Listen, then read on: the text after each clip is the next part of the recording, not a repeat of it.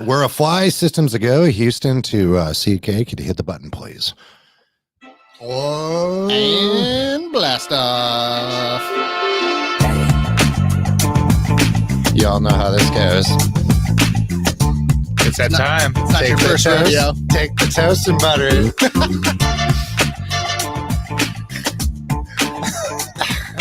Clean little butter on the toast. A little jam on the riff. Great day. I'm feeling good today. Energy's great. Weather's nice. I got nothing for that. I got nothing. Weather's nice. We got summer. I got nothing on a follow-up. Enjoy that beat. Enjoy that beat. Everyone, ladies and gentlemen, thanks for tuning in. It's Wednesday, boys, and this is MLO. Yes, sir. What are we talking about today, KC? It's a good one. We're going to talk about the 5 reasons or the 5 things people do that can mess up your mortgage application. And mortgage just in general. And mortgage in general. The whole process, man. The whole process. I think the big one with this, guys, is like we've learned a lot of people have an experience that could have completely been a million times better, right? 100%. People are stressed, overwhelmed. Mortgage advisors get to do this full time. This is what they get to focus on. The home buyers got family, kids, jobs. They're doing this after their whole career. So not understanding it can be stressful, overwhelming, moving, packing. So we want to cover the 5 ways, guys, that people mess up their freaking mortgage and make it way more harder than it needs to. Yeah, we just want to give you the tidbits, the inside scoop, and the things to avoid. Things to avoid. And man, that jam. God, it's such a good jam. Tick it down. I love that finish. All right, let's roll into the first one, guys. First one, we're going to let CK take it away. And it's actually the number one thing that stops people from buying a home.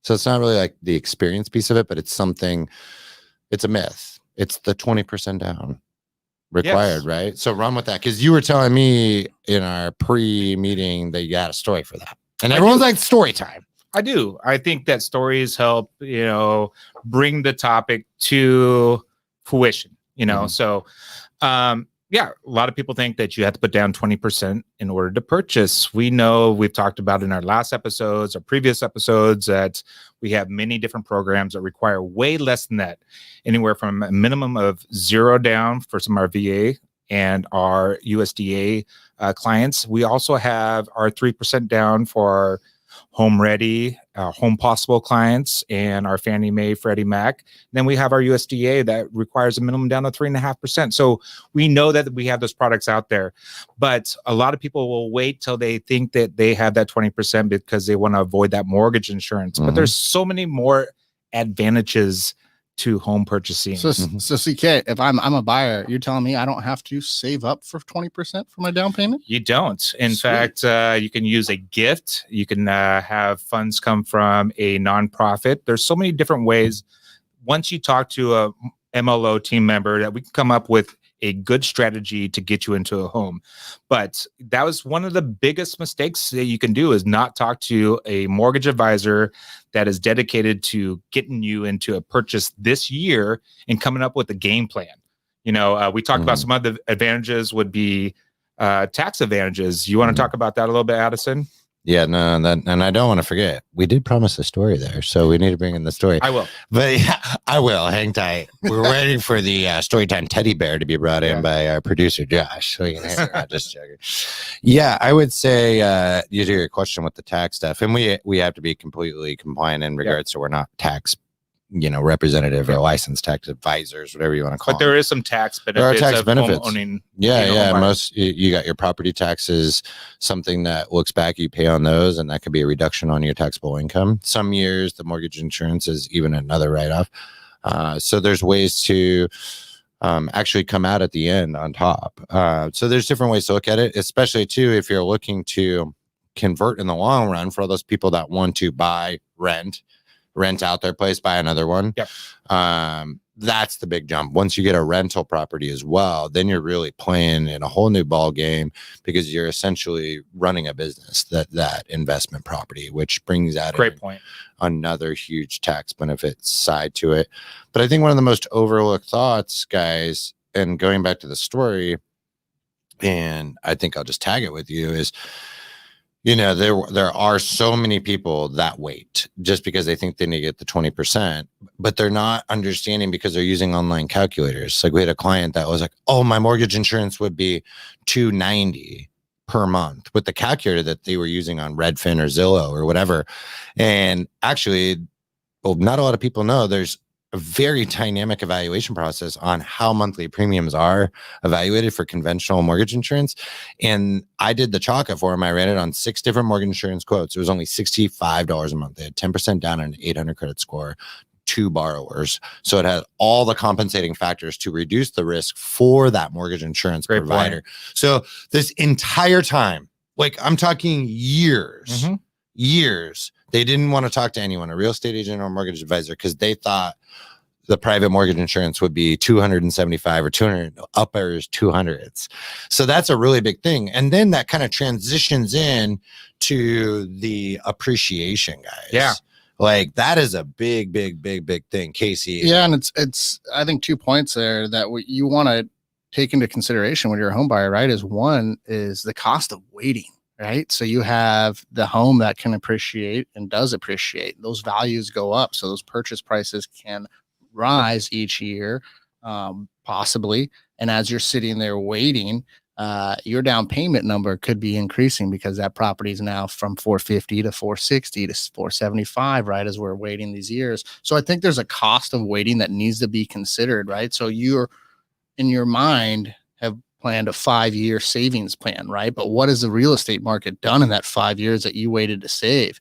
Because now that payment you had in your mind 5 years ago might not be the same payment 5 years later on once that money's been saved. And then where Addison, was touching in there, it's you have these other driving factors. If you're not getting the right information, you're looking at the wrong tools online, that's not going to help you out. So what would really help you is to talk to a MLO mortgage advisor or a very seasoned mortgage advisor that could help lay that out for you and help get those game plans and those steps in place. Because at the end of the day, you could be costing yourself money by waiting. And Right now, in fact, we have a bring national, it down. Yeah, so we have a national average of equity growing at 4%. It's around 4%, right? Yeah. Perfect. So, I mean, that is the cost. Here in the Pacific Northwest, it's actually higher. Yeah. So Yes, if sir. you really look at the factors and sit down and crunch the numbers and really see what the cost is for waiting and where interest rates could be at. Right now, we know we're at, low 3s, sub 3s on a 30-year fix. What happens when we get past this election? We're past pandemic. Economy's growing again. We're back into a better financial stability. We're going to see interest rates go up. All right. So we know that right now is such a critical time to be having these conversations, getting your game plan, and getting back to what does it take? Mhm. What does it take for me to get into a home today? Yeah. So just to kind of bring it down, appreciation, just some easy numbers. So, like, say a $300,000 house now, if you're using the national average of 4% appreciation, that same house in a year, based on that math, would be $312,000. So you're going to see you can't keep up with it from a savings for most people. And Yep. unless you're Daddy Warbucks, you might be pulling it in some tech big guy, but it's really hard for families to save aggressively above just simple appreciation, which would be more like the 1 to 2% for domestic gross product. So it's like, man, talk to people, see your options. If anything you're going to do, if you aren't there, is work on that credit score. That's right. Get with a plan to get the credit, because that's a big evaluator, right, Casey? Absolutely. All right, let's go to number 2. And guys, we're really up in our game. I'm proud of ourselves. I mean, we have like notes and stuff, and We're like, trying to hit you guys with real live real issues, live articles that information. people are talking about. Yeah, and if you're listening to the podcast and you're not watching us live, which half our audience is split, we do have notes. I'm waving this up there. We have notes, outlines, all this stuff, and we actually take our time and talk about it. So we're always trying to get better here at MLO. Right? Yeah, and shout out to all our international podcast listeners. If you guys want to see what we look like, you can hop on Facebook Live, check us out every week. You can check us out. You can see how pretty Casey is. And most of his dance moves on the intro, the most entertaining piece of it all. But let's go to number 2. This one's pretty big for me. Getting pre-qualified rather than pre-approved. Wait. There's a difference? There is a big difference. And we actually do have a couple episodes on this. I can't remember which numbers off the top of my head.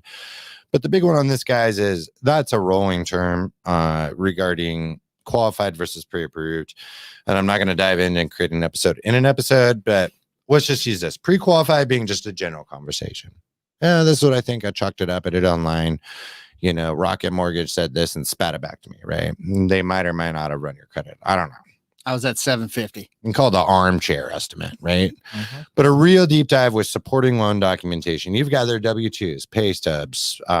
You've pulled credit, obviously. You've verified all your assets used to purchase the transaction. That is one of the biggest missteps, because most people would say like, hey, you really want to be pre-approved so that there's not any problems, and that's the obvious part. But one thing I've learned, I've had a lot of people come to me and they're like, I worked with so and so mortgage and they said I was approved for 375, Right. Like they really didn't analyze it, and maybe they're in a market that they need that extra $10,000 to $20,000 to get approved because they're trying to negotiate closing costs. They only have the minimum down, right? So just having a 10 to 20% increase in approval amount could be a huge difference. And a lender who might have the chops and it doesn't have 200 applications to do that day, working over in the middle of nowhere in an internet company, will take the time to see what we can do to maximize your approval amount. So I've had that be a big game changer. People coming to me, they thought that they could only get qualified for X amount, and actually there was ways to expand upon that, right, Kemp? Yeah, I watch these commercials, and they're all, oh, I got my rocket approval or whatever it is. What is that approval on? I mean, I have like 5 different options to go over with my client to maximize their purchase power and talk about different things. I mean, it cracks me up every time I see that. I'm just like, gosh, thank you for the advertisement, because this is what I want to talk about. They just send you a pre-approval. No one's calling you to talk about different programs, why this program may be better, ask you, can I see your pay stub? What is this allocation? There's so many more details involved with the pre-approval, pre-qualification. And like you said, what is the difference? The difference is me taking that time, validating all those things. And for me to give you a letter to go out and go into someone's house right now, COVID-19, I'm doing my due diligence, from a human aspect of making sure those people are qualified before they can go in and purchase a house. I don't want people willing in someone's house that's not pre-approved. That's huge for me. I wouldn't want someone in my house. That is my job, to be an MLO. No, and having that pre-approval letter with the same state address from the loan officer as the property you're offering on. Yeah, catering your pre-approval letter to your offer. Yeah, when you're seeing 8 to 16 offers on houses, anything that doesn't have a zip code that's near the actual one gets freaking shoved off to the ground. I'll tell you that right now, if there are any sort of similar offer prices. And lastly, I think on that subject is what we do with a pre-qual letter versus a pre-approval letter. When our clients make an offer, what we are doing to help our clients get an accepted offer. Those are some of the huge things or mistakes that you could make, is going with the internet. Are those people picking up the phone and calling that seller and saying, gosh, I validated everything. These people are awesome. What do you need to know? What can I do to help get this offer accepted? Those are the things that we do day in, day out that, you can't get with a competitor. we're there to support you as that buyer and do whatever we can to help you get that offer accepted. And it's a big deal.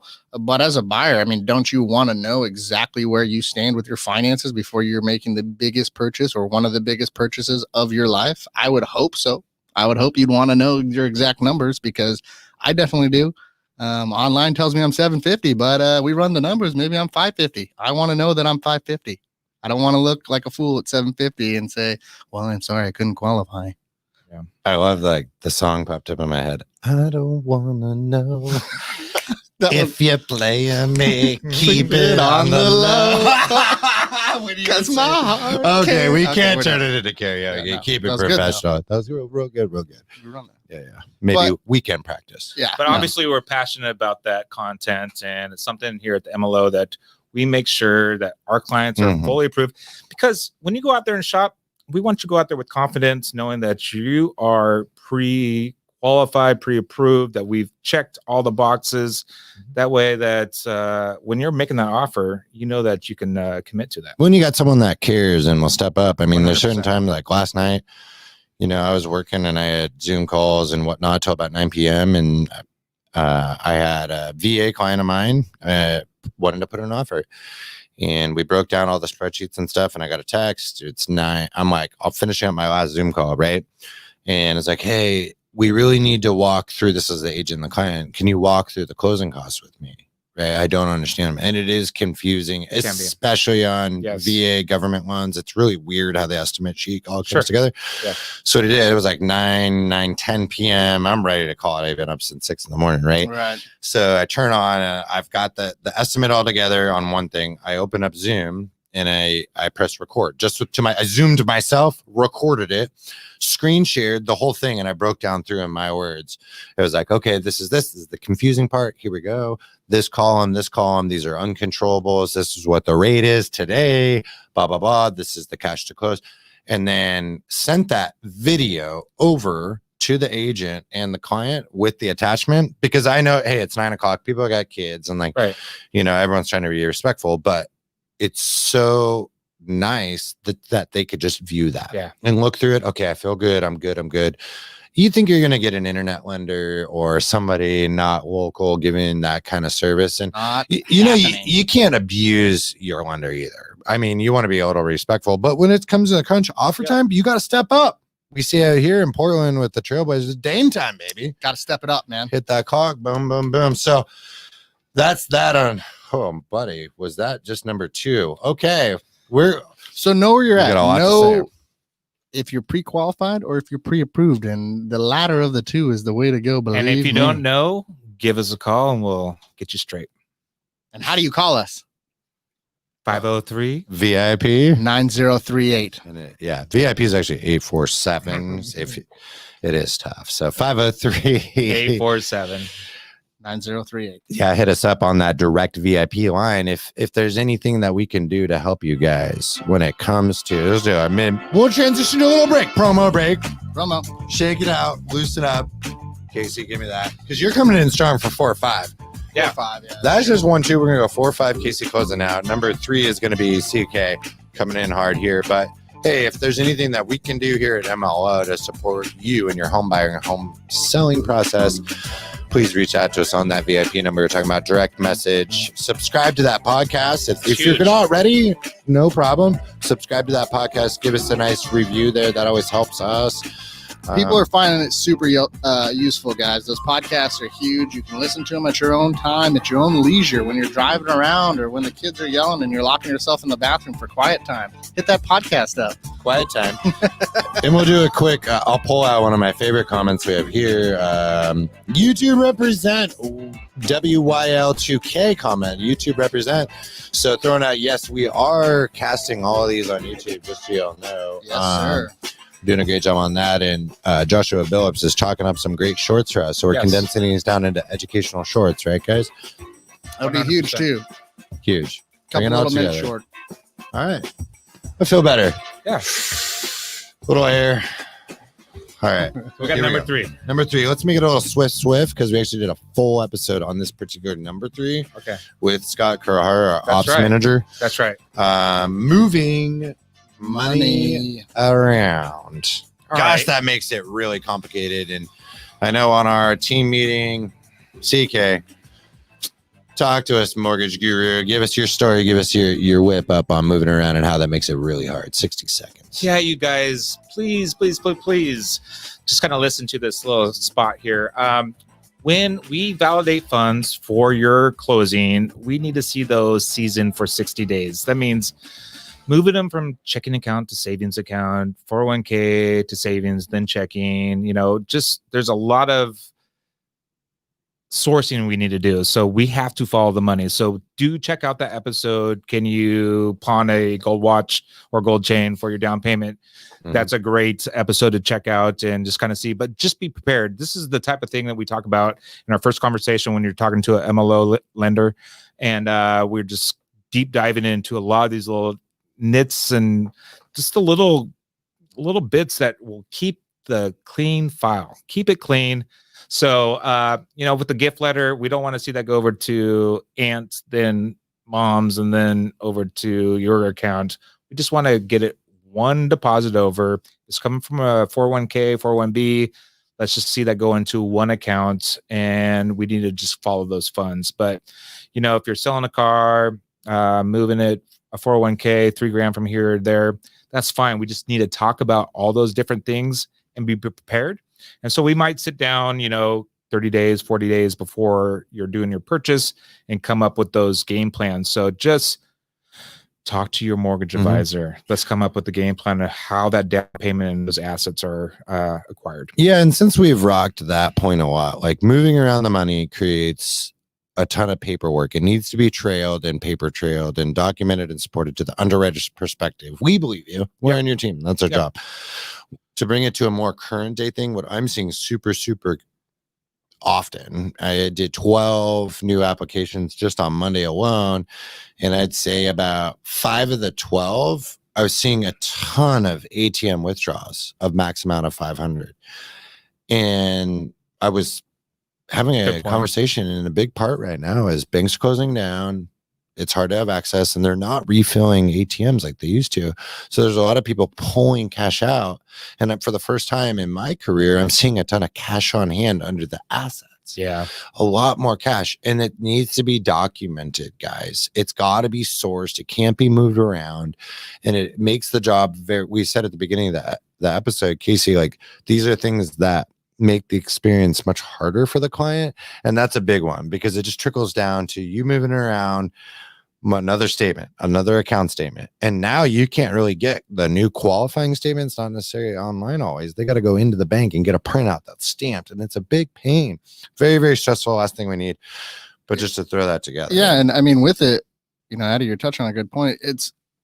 We have to follow the money, guys. We have to follow and show where it came from, how's it going and moving around. And it just has to be done, especially with our, rules and guidelines and Patriot Acts and stuff that we have to follow as lenders. So the more you move your money around, the more I'm going to ask you for stuff to show me where the money went. So you can move it around a bunch and I'm going to come ask you for a bunch of stuff, or you can move it one time and I'm going to ask you for one item. It really is as matter as you having a conversation and creating less work for yourself, but you don't know what you don't know, right? So you need to ask those questions to know how I should move the money. I got some clients right now, and a couple of them have been proactive about that. It's like, okay, Casey, tell me how we should, consolidate this, or what's the easiest way to make this less stressful for us. And that's all we're trying to do, guys, is make it less stressful and an easy process for you. But there's stuff that just has to be done. And so your best bet is to ask first before you move your money. Great point. I love that.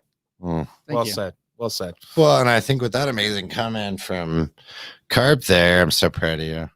It's come so long. So I've come so far along since our episode 7. What I love it. Yeah. We were talking briefly in the office in case like, oh my gosh, I re-listened to the episode way back early when we started and you were harsh on yourself. I was like, yeah, well, we all get better at anything over time, right?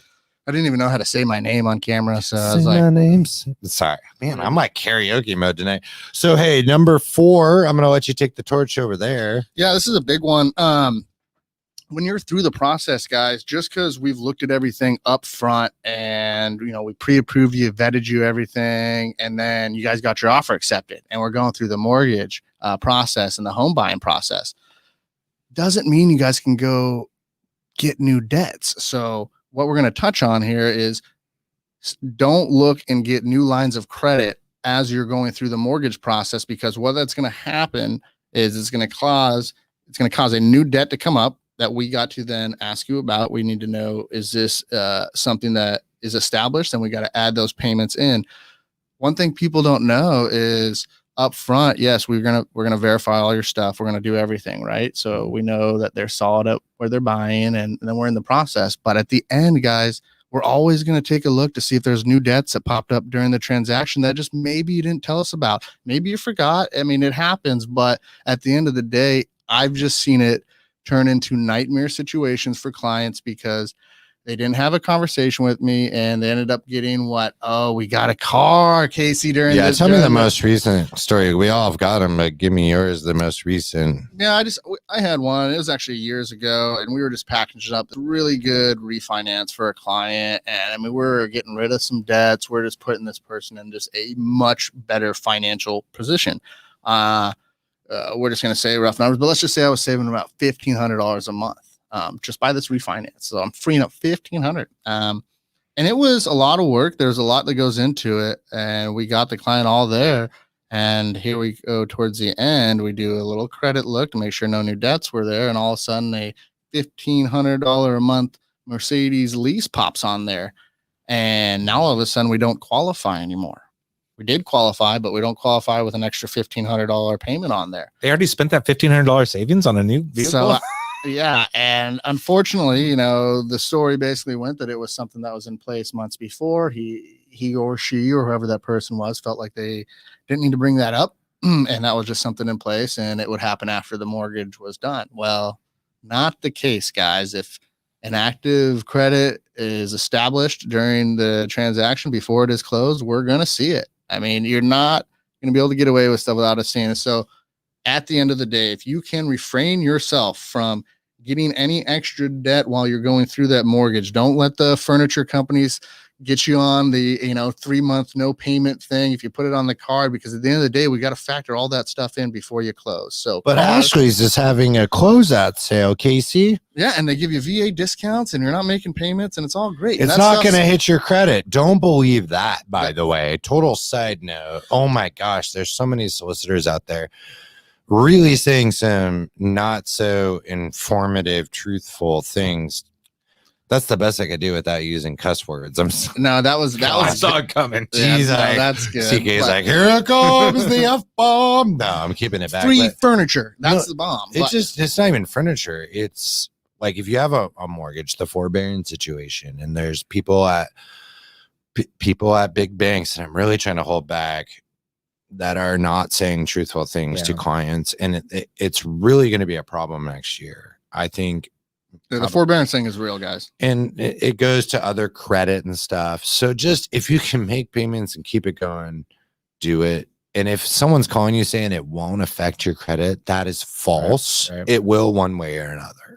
At the end of the day, we see every inquiry that's on the credit report, and we're going to need you to comment if there's any new debt acquired, and you're signing on a line saying that there is none. So it's and it's like a metal detector. Yeah. I mean, like there's multiple TSA pre-checks to closing in the real estate. So people think, oh, I got through TSA, right? They think that's the analogy. They come to the airport, they get their bags through, they're going to their gate. But lo and behold, the last checkpoint before you get on the plane to close on your real estate, there's one more metal detector stop. Yeah. Beep, beep, beep, beep, beep, beep, beep, beep. It knows that you took out a new loan. Yep. And you see guys like, oh, yeah, he crashed it. I just love your analogies. That's a great analogy. So on point. And it's at the end of the day, guys, you should just have that conversation with your loan officer. We'll keep coming back to that main point, because when you don't, honestly, we just see it go south more times than it stays positive. So we always know it's going to come up. Just talk to your loan officer before you do anything. Keep it easy, keep it breezy, baby. So wrapping it back, don't get extra credits or establish new debts when you're going through it. And if Yeah, anything does happen, you tell your loan officer about it. And it's going to lead us into number 5. Oh, we got a number 5, which is going to be, guys, changes. don't change that job. Or if you do change the job, what does that entail? Because maybe you went from one career to a next, and how does that affect your approval?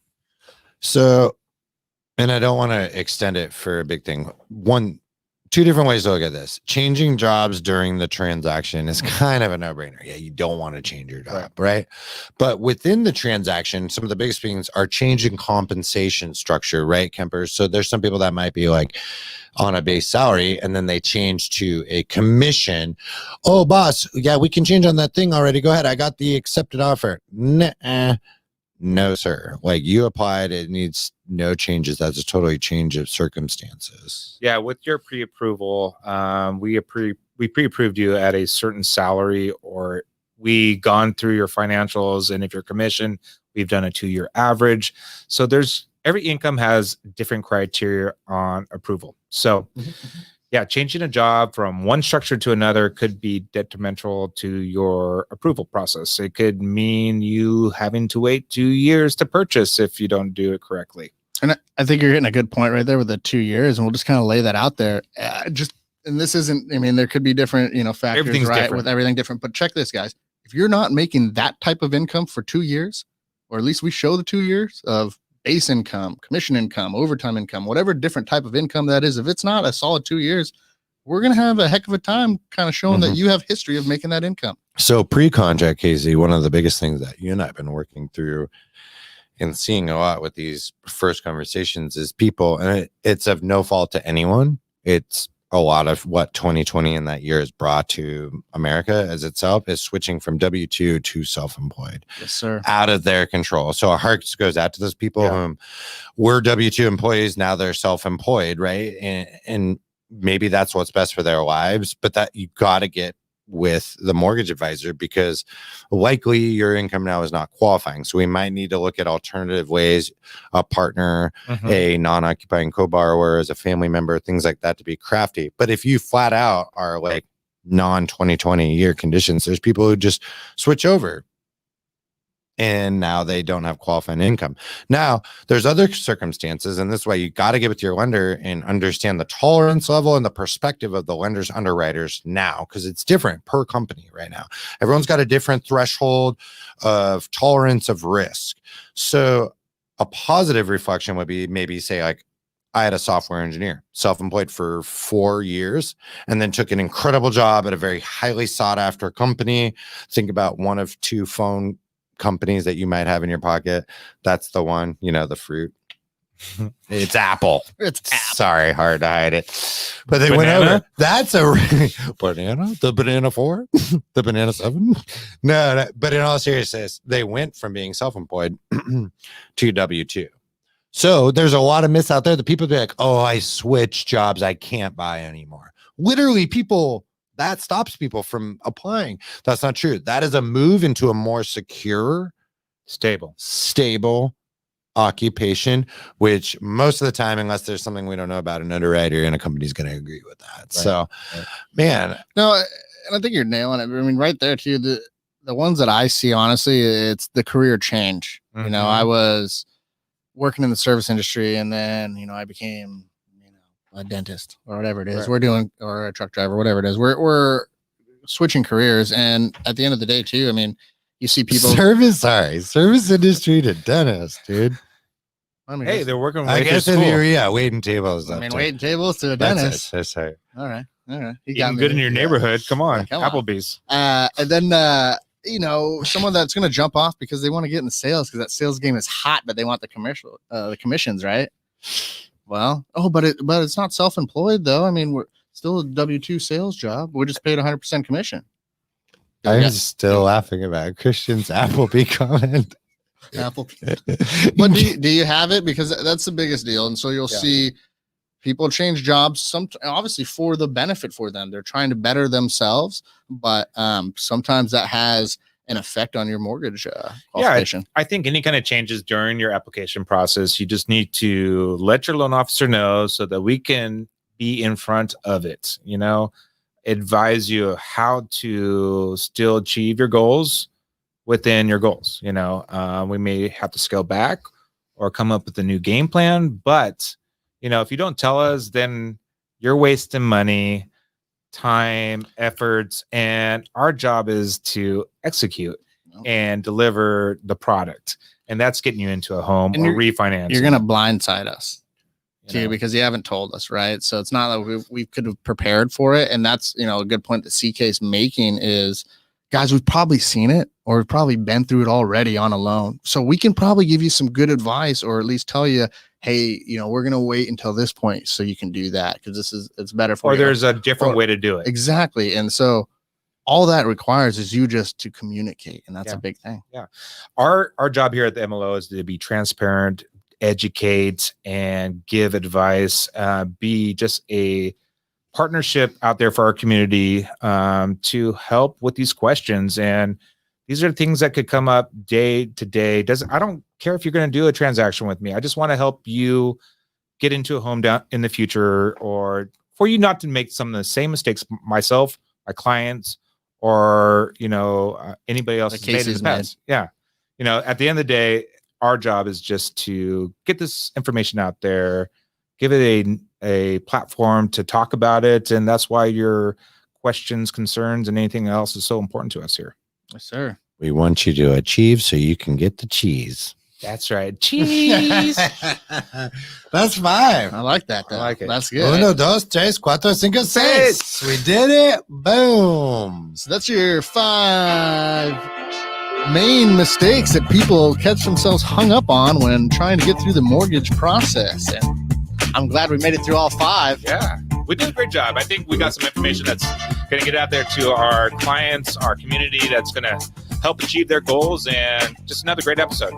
Yeah, and I think 5's way better than 10. Yeah, no more 10s. 10 was like, I'm sorry, folks. Bring a pack of lunch, bring a sweatband, you're in it. We made it, though. You need like an oxygen tank for 10. Anyways, guys, thank you so much for chiming into this episode of MLO. And feel free, if you want to listen to any of our episodes on your phone, on your tablet, whatever, hit us up on Apple, Spotify, Stitcher, wherever you grab your podcast.